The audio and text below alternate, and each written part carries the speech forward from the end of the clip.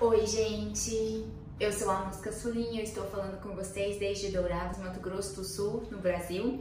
E nós estamos aqui de novo hoje para fazer mais uma leitura do nosso Aprender com os Melhores. E o de hoje vai ser Napoleon Hill.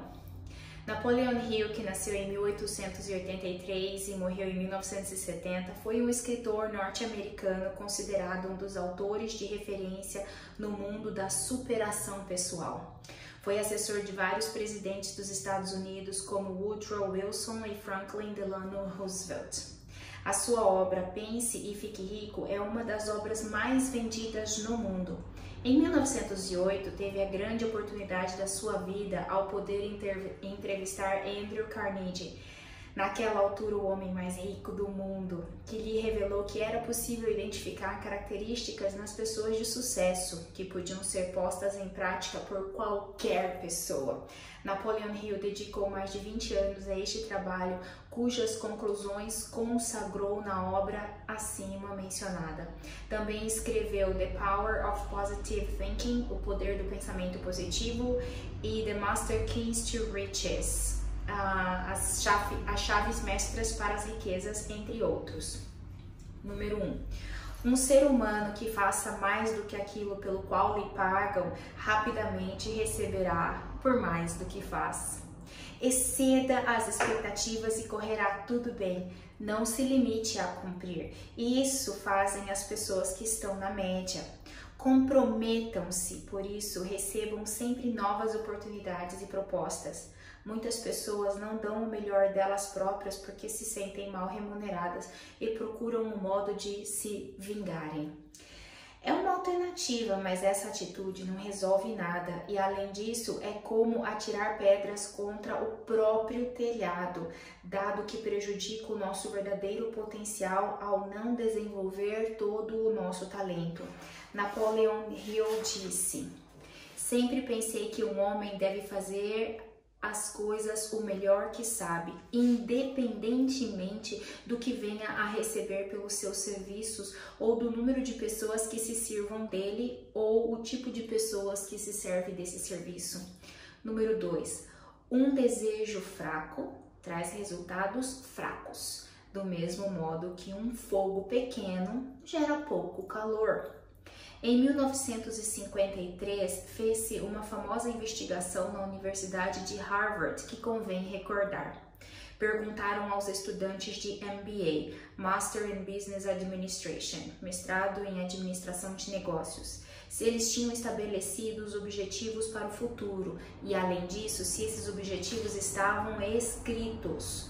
Só 3% tinham escrito os seus objetivos. 10% tinham em mente os seus objetivos, mas não os tinham escrito. Os outros 87% não tinham objetivos definidos. 20 anos depois, em 1973, confirmou-se o progresso que tinham feito aqueles alunos e as diferenças eram notáveis. O grupo dos 10% que tinha os objetivos definidos, embora não tivessem escrito, tinha o dobro do rendimento da média do grupo dos 87%, que garantia não ter objetivos traçados. O mais surpreendente foi que o grupo dos 3%, os que tinham escrito os seus objetivos, ganhavam 10 vezes mais do que os restantes 97%. Napoleon Hill escreveu: "Quando o seu desejo é suficientemente forte, parecerá que você tem superpoderes para atingi-los." O desejo é o ponto de partida de todo grande feito, não uma esperança nem uma ânsia, mas sim um desejo ardente que transcende tudo. Número 3. Edison enganou-se 10.000 vezes antes de inventar a luz elétrica. Não desanime se você falhar algumas vezes. Cada adversidade, cada fracasso, cada dor de cabeça leva consigo a semente de um ganho igual ou semelhante. Na Espanha, somente 33% dos empreendedores que fracassam num projeto voltam a tentar. Enquanto na França, a porcentagem de pessoas que dá a si mesmo uma outra oportunidade é superior a 50%. No caso dos Estados Unidos, esse número vai para 80%. Vários estudos concluem que uma pessoa, em média, tende a encerrar 3,8 negócios antes de ter uma empresa de sucesso. São necessários mais dados? O que muitas vezes diferencia umas pessoas das outras é que quando o fracasso bate à porta, a maioria desiste e poucos decidem seguir em frente. Para isso é importante mentalizar de antemão que, apesar de qualquer contratempo, deve-se continuar a lutar pelo seu sonho. Napoleão Hill acrescentou: todas as pessoas que empreendem têm de estar dispostas a eliminar por completo de sua mente qualquer possibilidade de desistir. Só desse modo podem ter a certeza de manter um estado mental propício ao sucesso, que não é mais do que um desejo ardente de conseguir aquilo que se deseja. Número 4. Quem disse que não podia ser feito? E que grandes vitórias se reconhece a determinada pessoa que a capacitem a julgar as outras com seus acertos? Eu dir-lhe-ei uma coisa: nenhuma. Todos os que alcançaram posições elevadas travaram lutas titânicas contra uma multiplicidade de objetivos e uma multiplicidade de obstáculos que pareciam intransponíveis. Por isso, das suas bocas nunca sairá a palavra impossível ou a frase não se pode. Grandes feitos, grandes sonhadores. Se for uma pessoa demasiado razoável, nunca conseguirá nada de excepcional. Passa pelo padrão comum e previsível. Thomas Carlyle disse: aqueles que usam muitas vezes a palavra impossível têm muito pouca sorte na vida. Não confie no senso comum, este nos engana. É útil para o nosso dia, para automatizar tarefas e evitar o desgaste de energias, mas as grandes mudanças da humanidade ocorreram sempre violando o senso comum. O senso comum nos disse que a Terra era plana, até que Galileu Galilei enfrentou esta afirmação. Outro exemplo: até o século XVI, todos os barcos que foram construídos eram de madeira, e assim o foi porque se pensava que tinham de ser construídos num material que flutuasse, até que alguém decidiu desafiar o senso comum e demonstrou que o que faz com que os barcos flutuem não é o material do qual ele foi construído, mas sim a quantidade de água deslocada. Olha o tanto de anotação. Se você tiver de dizer mal de alguém, é melhor não o fazer. Escreva-o na areia da praia, perto da água. O que você ganha com isso? Sempre que se entrega mexericos acerca de alguém, alimenta o seu interior sentimentos negativos de ódio, rancor, ira, ressentimento, que ocupam espaço na sua mente, que não lhe trazem nada e que só te retiram energia que você poderia estar dedicando ao que é verdadeiramente importante, que é conseguir aquilo que você deseja ardentemente. Concentre-se em si, concentre-se nos seus objetivos, concentre-se na sua felicidade e não dedique 1 minuto da sua vida a assuntos menores do que esses. Nunca esqueça essas palavras. Tenha consciência da diferença entre análise amigável e crítica destrutiva. Veja se o propósito das suas palavras é ajudar, desabafar ou prejudicar. Se for daqueles que gostam de criticar, o tempo que você dedica a essa tarefa poderia ser investido na leitura de algumas páginas de um bom livro. Verá o quão proveitoso é no fim de uma temporada.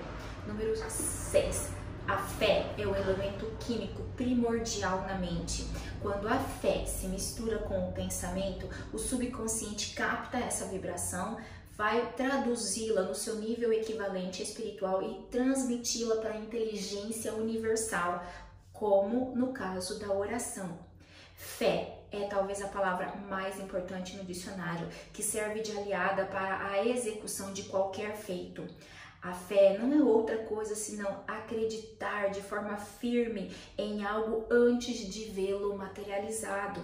Napoleão Hill disse: eu acredito no poder do desejo apoiado pela fé, porque eu vi como esse poder elevava os homens de origens humildes a posições de poder e riqueza. O que uma pessoa deseja, o que ela quer, acompanhado pela fé, que é o que ela acredita, não tem obstáculo que o impeça de ser alcançado. Mas cuidado, o desejo sem fé de pouco serve. O subconsciente não responde às suas palavras, mas sim àquilo que ele sente como sendo verdadeiro. Desejar não é dizer o que se quer, mas sim sentir o que se quer. E Napoleão Hill acrescentou: você pode chegar aonde quiser, se só acreditar nisso com convicção suficiente e agir em concordância com a sua fé. Porque qualquer coisa que a mente pode conceber e acreditar será algo que a mente poderá conseguir. Número 7, não espere, nunca ocorrerá o momento certo. Comece no sítio onde você está, trabalhe com as ferramentas que você tem à sua disposição naquele momento. Ferramentas melhores irão surgindo à medida que você for avançando. O excesso de planificação paralisa. A ação, ela é perfeita para junto da decisão. Decisão sem ação é alucinação. Piruetas mentais. Pessoas de sucesso são pessoas de ação. Não desperdice nenhum dia. Comece hoje. Comece já a movimentar a sua primeira peça. Cada movimento que você fizer acrescenta informação valiosa acerca do próximo passo que você vai dar. Sabedoria reside na ação. Napoleão Hill salientou: crie um plano definitivo para levar a cabo o seu desejo e inicie-o de uma vez, sem dar importância se está pronto ou não, mas coloque seu plano em ação. Se você não puder fazer grandes coisas, faça pequenas coisas de modo grandioso. Não espere grandes oportunidades. Aproveite as oportunidades que o cotidiano te dá e maximize-as. Número 8, primeiro vem o pensamento, depois vem a organização desse pensamento em ideias e planos, depois vem a transformação desses planos em realidade. No início, tal como pode se ver, tudo está na imaginação, está no seu desejo. Um pensamento é um impulso de energia, mas dependendo da intensidade do mesmo, pode ser mais ou menos forte. O que é determinante é que o seu pensamento tenha força. Portanto, não se trata de pensar. Pensar todo mundo pensa, mas sim de pensar de um determinado modo, com intensidade, com fé. Ponha-se em movimento e a sincronia do universo apoiá-lo-á no seu caminho em direção à execução daquilo que você deseja. Napoleão Hill disse: os pensamentos predominantes magnetizam o cérebro e, embora ninguém saiba bem como, esses ímãs atraem para nós as forças, as pessoas e as circunstâncias vitais em conformidade com esses pensamentos predominantes. Quando as riquezas começam a surgir, fazem-no com tanta rapidez e em tamanha abundância que uma pessoa pergunta a si mesma onde tinha estado escondido durante todo aquele tempo. Dissemos na introdução desse livro, mas vamos voltar a repetir. Os processos de desenvolvimento pessoal funcionam de um modo semelhante ao bambu chinês. Depois de plantar a semente, não se vê nada à superfície durante 5 anos, mas a planta está ali com as suas raízes subterrâneas. Então, ao fim do 5º ano, o bambu chinês cresce de um modo surpreendente até atingir 25 metros de altura. Napoleão Hill escreveu: antes de surgir o sucesso na vida de um homem, ele precisará se deparar com algumas exceções.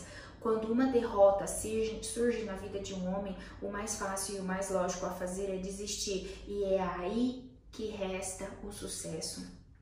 Mas se uma pessoa, apesar desses períodos de seca, continuar e insistir e não perder a paciência, há um momento em que tudo se precipita a seu favor. É um ponto de viragem que delimita a fronteira entre o antes e o depois. Número 10. É certo que você conseguirá alcançar maior sucesso e de forma mais rápida se ajudar os outros a ter sucesso. Se você ajudar os outros a ter sucesso. Uma das leis que regem as relações pessoais é a lei da reciprocidade. Lei da reciprocidade. As pessoas sentem-se obrigadas a fazer algo por aquelas pessoas que nos ajudaram primeiro. É a retribuição de um favor. É hoje o que eu faço por ti, porque antes tu fizestes por mim e amanhã tu farás pelo próximo. Por exemplo, o México sofreu um terrível terremoto em 1985 que deixou o país muito danificado. Um dos primeiros a oferecer ajuda foi a Etiópia. Por quê? Porque em 1935, o país azteca apoiou o país africano quando este foi invadido pela Itália.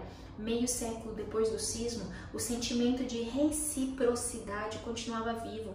Se você ajudar os outros quando estes necessitem, eles te ajudarão quando você necessitar. Assim